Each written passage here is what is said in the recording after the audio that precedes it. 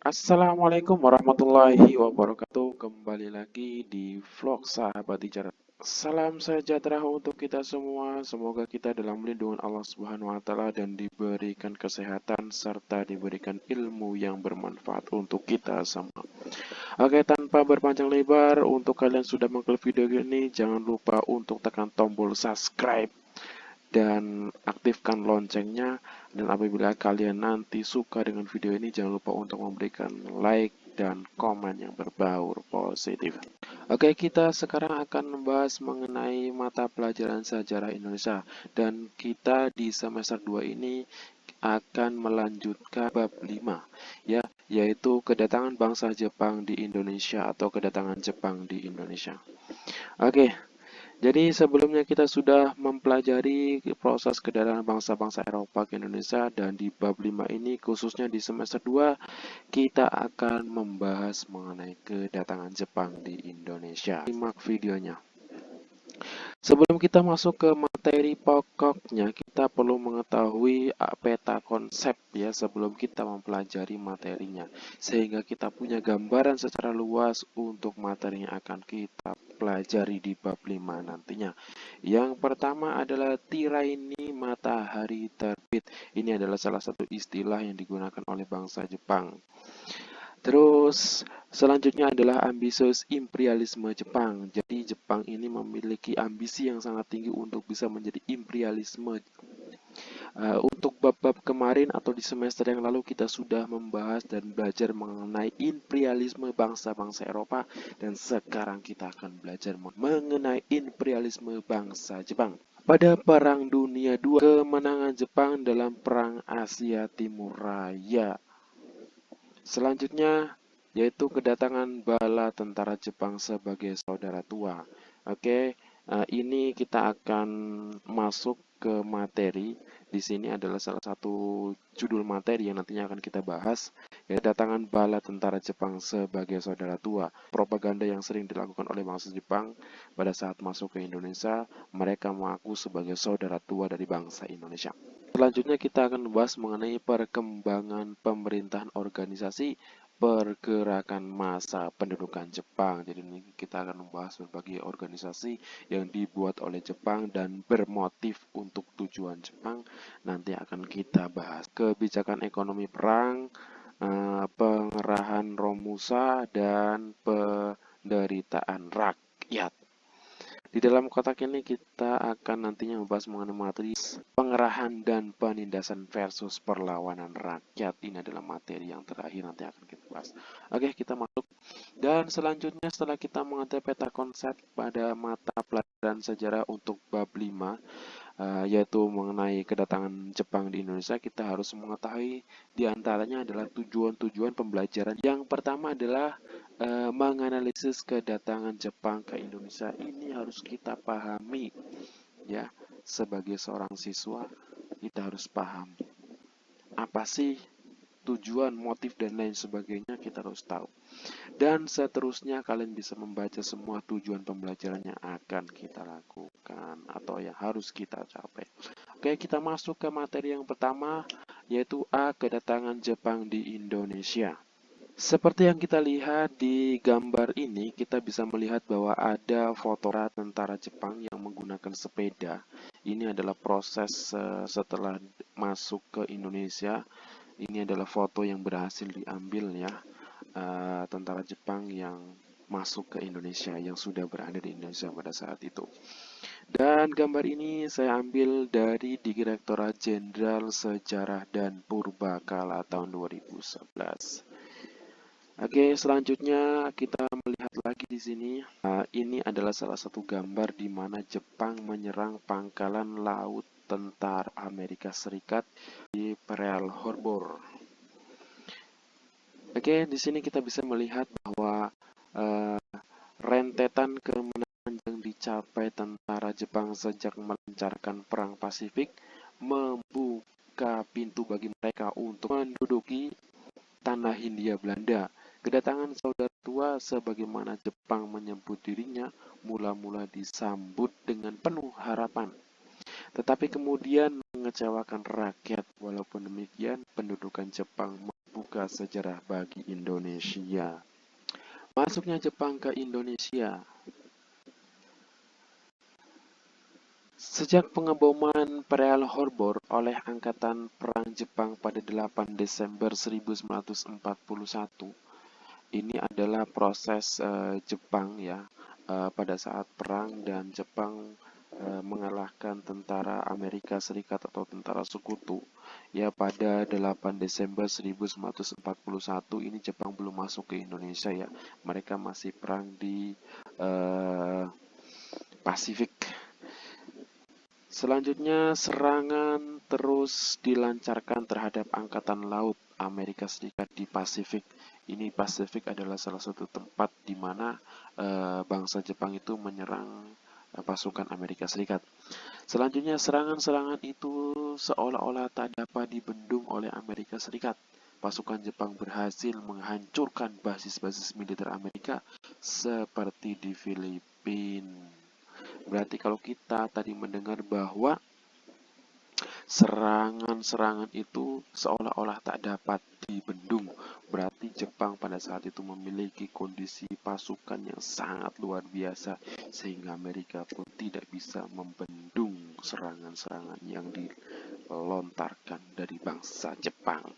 Oke, selanjutnya tujuan Jepang menguasai Indonesia. Ini tentu ada motif tertentu mengapa Jepang itu menguasai Indonesia.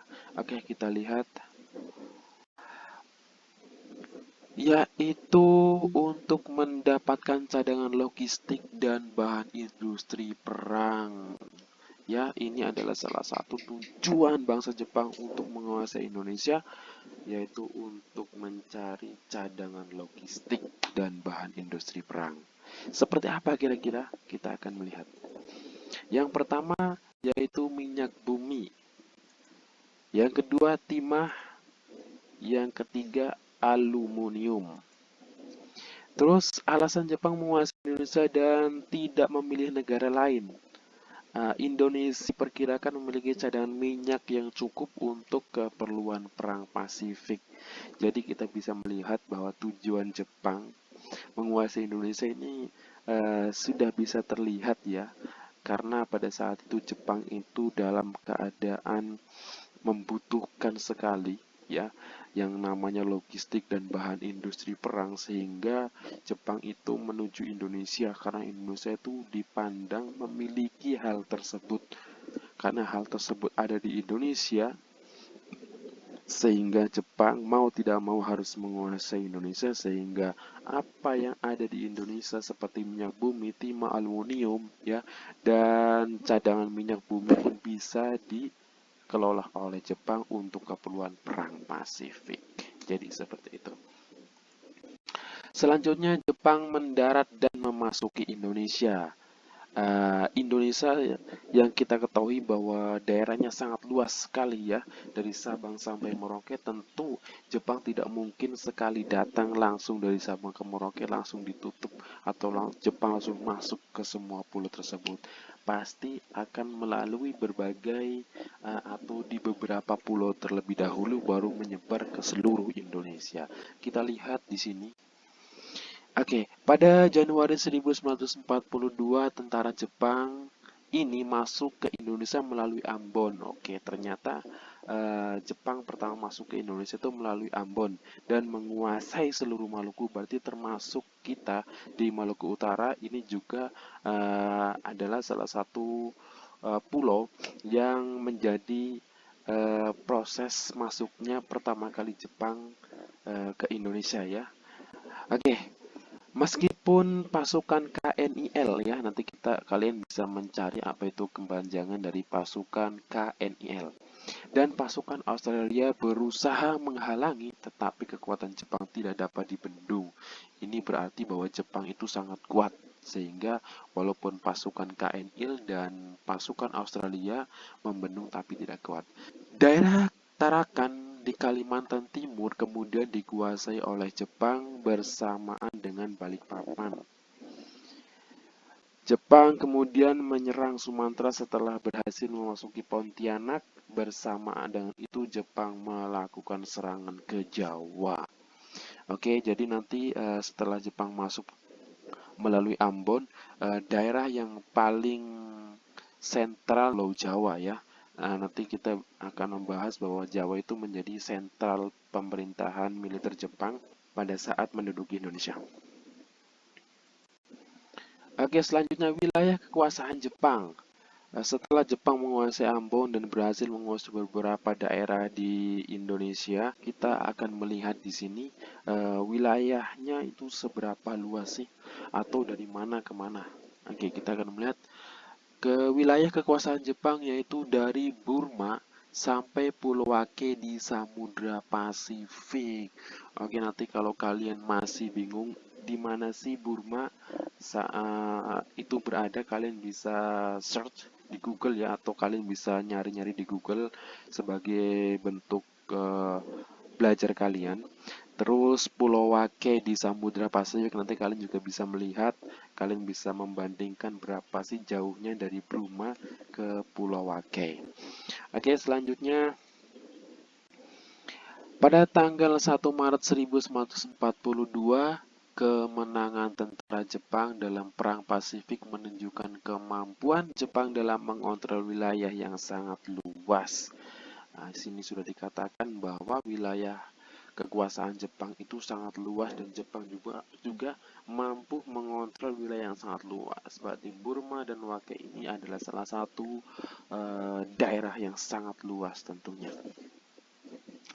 Selanjutnya, setelah daerah-daerah di luar Jawa dikuasai, Jepang memusatkan perhatiannya untuk menguasai tanah Jawa sebagai pusat pemerintahan Hindia Belanda.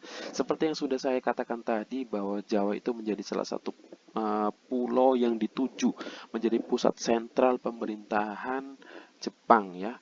Di sini dikatakan sebagai pusat pemerintahan Hindia Belanda karena pada saat itu sebelum dikuasai oleh Jepang, Jawa itu menjadi pusat pemerintahan Belanda ya, dan disebut bukan pemerintahan Indonesia pada masa itu tapi diberi nama Hindia Belanda.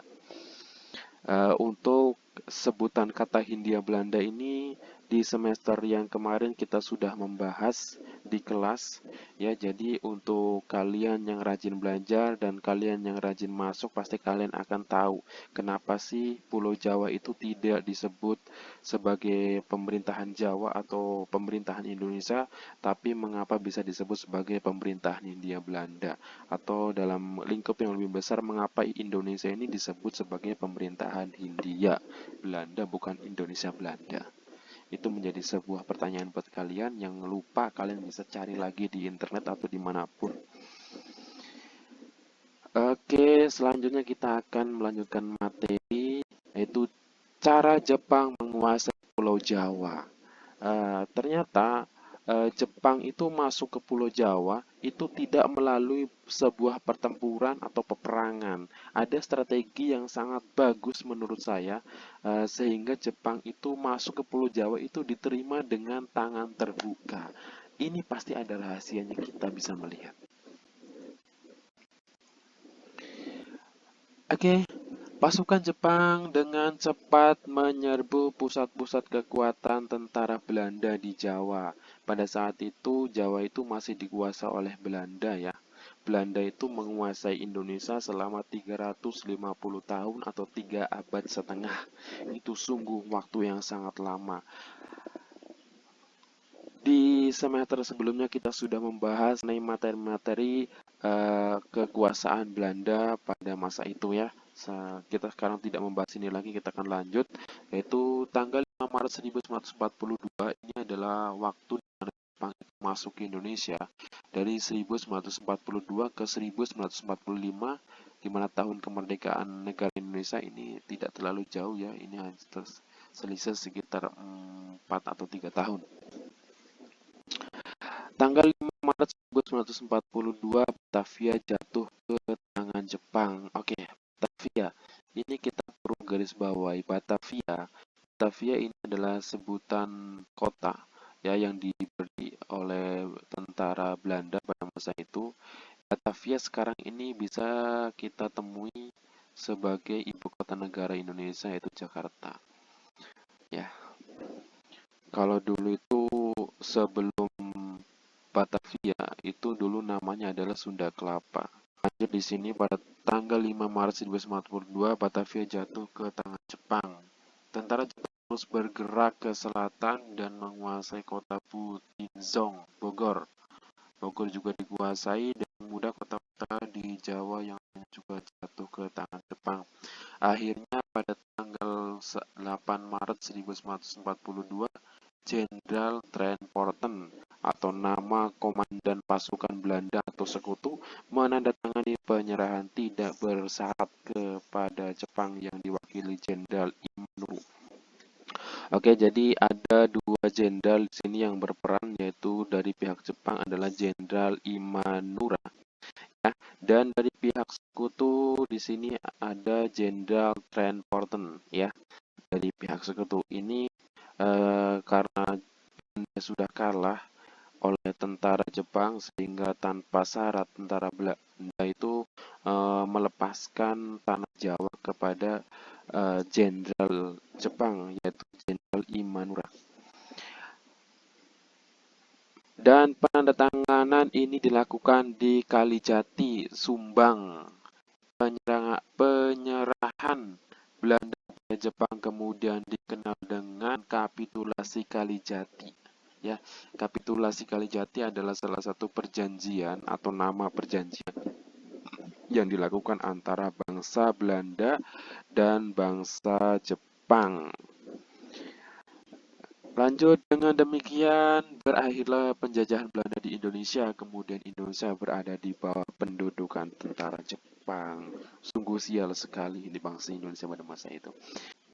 Lanjut, yang kedua, sambutan rakyat Indonesia. Kedatangan Jepang di Indonesia pada awalnya disambut dengan senang hati oleh rakyat Indonesia. Jepang dialuluh sebagai saudara tua yang dipandang dapat membebaskan bangsa Indonesia dari kekuasaan Belanda. Sikap simpatik bangsa Indonesia terhadap Jepang antara lain juga dipengaruhi oleh kepercayaan ramalan Jayabaya. Nah, jadi ada dua alasan ya di sini di uraian ini. Yang pertama adalah Jepang sebagai saudara tua. Ini adalah salah satu propaganda yang dilakukan oleh bangsa Jepang sehingga bangsa Indonesia ini membuka tangan dengan sangat lebar untuk menerima bangsa Jepang.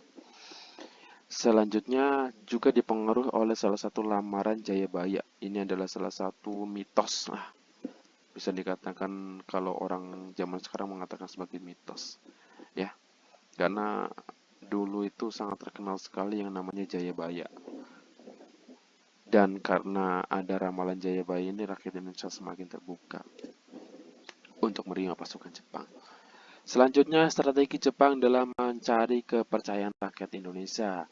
Jepang punya strategi dalam menguasai rakyat Indonesia. Tentara Jepang terus melakukan propaganda-propaganda untuk terus menggerakkan dukungan rakyat Indonesia. Jadi strategi yang dilakukan oleh Jepang untuk mendapat kepercayaan rakyat Indonesia adalah melakukan propaganda. Jadi Jepang masuk ke Indonesia ini, Jepang tidak melakukan perlawanan terhadap rakyat Indonesia ya, perlu kita garis bawahi. Tapi Jepang ini melakukan perlawanan dengan bangsa Belanda karena pada masa itu Indonesia itu dikuasai oleh bangsa Belanda ya, sehingga Jepang bukan berperang dengan rakyat Indonesia demi mendapatkan kekuasaan Indonesia, tapi Jepang berperang dengan bangsa Belanda karena pada saat itu yang menjadi penguasa di Indonesia adalah Belanda. Terus setelah Belanda kalah, tentu ini menjadi PR selanjutnya. Bagaimana caranya untuk mendapatkan kepercayaan rakyat Indonesia, yaitu dengan cara melakukan propaganda-propaganda.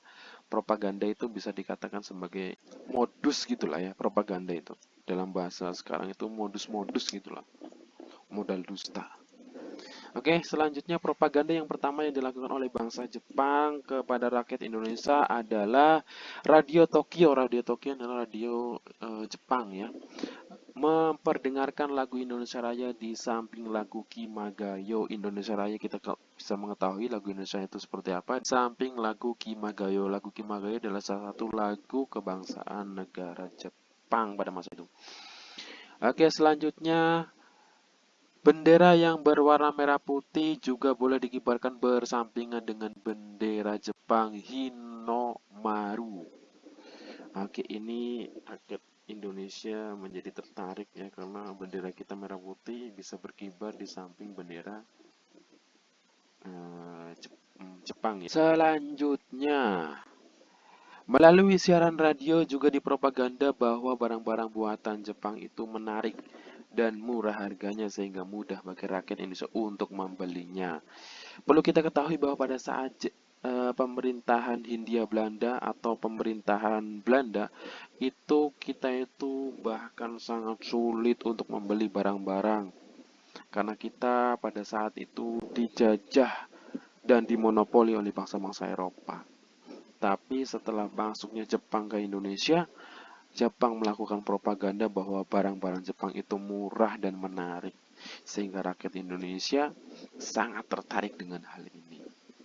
Tapi ternyata ini hanya sebuah propaganda untuk mencari dukungan dari rakyat. Selanjutnya, tentara Jepang juga mempropagandakan bahwa kedatangannya ke Indonesia untuk membebaskan rakyat dari cengkraman penjajahan bangsa Barat. Ini merupakan salah satu hal yang sangat ditunggu-tunggu tentunya bagi bangsa Indonesia pada masa itu ya. Karena Indonesia sudah dikuasai dan dijajah oleh bangsa-bangsa Eropa. Yang paling lama adalah bangsa Belanda selama 350 tahun tadi atau 3 abad setengah, dan bangsa Inggris pernah menjajah Indonesia itu hanya sekitar 2 tahunan. Yang paling lama adalah bangsa Belanda. Oke, Jepang juga akan membantu memajukan rakyat Indonesia melalui program Pan Asia. Jepang akan memajukan dan menyatukan seluruh rakyat Asia. Ini adalah propaganda lagi. Ternyata kita lihat ada program Pan Asia untuk menyatukan seluruh masyarakat Asia. Untuk lebih meyakinkan rakyat Indonesia, Jepang menegaskan kembali bahwa Jepang tidak lain adalah saudara. Wah, lagi-lagi disebut, lagi-lagi Jepang mengaku bahwa mereka sebagai saudara tua, seperti kakak dan beradik. Adik dalam musibah, kakak nolong. Itu ibaratnya seperti itu. Ternyata ini adalah dusta atau bohong. Jadi Jepang dan Indonesia sama. Bahkan untuk meneguhkan propagandanya tentang Pan Asia, Jepang berusaha membentuk perkumpulan yang diberi nama Gerakan 3A. Apa sih itu Gerakan 3A yang dimaksud oleh Jepang ini? Oke, lanjut.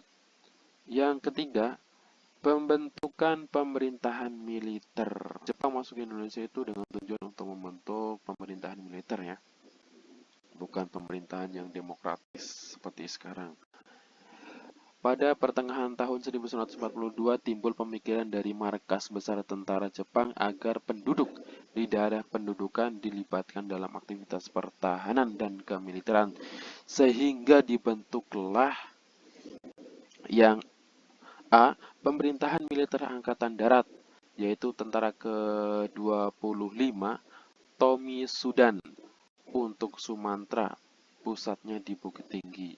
Ini adalah salah satu pemerintahan militer yang dibentuk oleh Jepang ya pada masa itu untuk memperkuat pertahanan kekuasaan Jepang di Indonesia tentunya. Yang selanjutnya adalah B. Pemerintahan Militer Angkatan Darat, yaitu Tentara ke-16 Asamua Sudan untuk Jawa dan Madura, pusatnya di Jakarta. Kekuatan pemerintahan militer ini kemudian ditambah dengan Angkatan Laut Daini Nake Kantai. Selanjutnya yang C, pemerintahan militer angkatan laut, yaitu Armada Selatan kedua untuk daerah Kalimantan, Sulawesi, dan Maluku, pusatnya di Makassar. Dari ketiga jenis pemerintahan militer yang dilakukan Jepang ini tidak lain adalah untuk memperkuat pertahanan keamanan Jepang di Indonesia. Perubahan pembagian administrasi pemerintahan pada masa Jepang. Jadi kalau pada masa pemerintahan Belanda itu juga memiliki struktur ya administrasi pemerintahan tersendiri, dan di pemerintahan Jepang juga memiliki struktur administrasi pemerintahan tersendiri. Kita lihat. A. Jabatan Gubernur Jenderal pada masa Hindia Belanda ya. Kalau pada masa Hindia Belanda itu sering disebut dengan Gubernur Jenderal, Gubernur Jenderal, Gubernur Jenderal ya. Di antaranya adalah Gubernur Jenderal William Dianles dan seterusnya. Oke, jabatan Gubernur Jenderal pada masa Hindia Belanda dihapuskan dan segala kekuasaan yang dahulu dipegangnya diambil alih oleh Panglima Tentara Jepang di Jawa. Selanjutnya, para pejabat pemerintahan sipil beserta pegawainya di masa Hindia Belanda tetap diakui kedudukannya, asalkan memiliki kesetiaan terhadap tentara pendudukan Jepang. Yang dulunya setia kepada tentara Belanda, sekarang harus dirubah kepada setia kepada tentara pendudukan Jepang ya. Sipil itu seperti ya kita bisa melihat sekarang itu ada guru, ada pegawai-pegawai yang lainnya. Pada masa itu juga masih diakui oleh oleh Jepang ya. Yang penting dia memiliki kesetiaan kepada Jepang. Susunan pemerintahan militer Jepang, ini adalah salah satu susunan ya. Susunan berarti dari yang tertinggi sampai yang terbawah. Kita akan melihat di masa pemerintahan militer Jepang itu seperti apa. Yang pertama, Gunseirekan, biasa disebut dengan Panglima Tentara. Yang kemudian disebut dengan Seikikan, Panglima tertinggi sebagai puncak pimpinan. Jadi di pemerintahan Jepang di Indonesia yang paling tertinggi adalah Gunseirekan. Gunseirekan seperti sekarang itu mungkin presidennya gitu ya. Pada masa itu bukan presiden sebutannya, tapi Jepang menyebutnya dengan sebutan Gunseirekan atau Panglima Tentara. Yang selanjutnya ada Guenseikan, kepala pemerintahan militer yang dirangkap oleh kepala staf. Ini di bawah dari yang pertama, sesuai dengan urutannya. Yang ketiga, Guenseibu. Guenseibu, koordinator pemerintahan dengan tugas memulihkan ketertiban dan keamanan atau semacam gubernur. Selanjutnya, yang keempat, pemerintahan sipil. Untuk mendukung kelancaran pemerintahan pendudukan Jepang yang bersifat militer, Jepang juga mengembangkan pemerintahan sipil pada bulan Agustus 1942. Di antaranya, yang tadi itu adalah pemerintahan militer ya. Yang ini adalah pemerintahan sipil. Di sini Su Kersidenan dipimpin oleh seorang Socokan. Socokan memiliki kekuasaan seperti gubernur pada zaman Hindia Belanda, meliputi kekuasaan legislatif dan eksekutif. Ini sangat luar biasa ini. Ada dua kekuasaan, legislatif dan eksekutif. Pemerintahan daerah yang tertinggi adalah Su Kersidenan. Untuk yang tertinggi pemerintahan daerah yang tertinggi adalah Su atau Kersidenannya yang tadi di atas ini.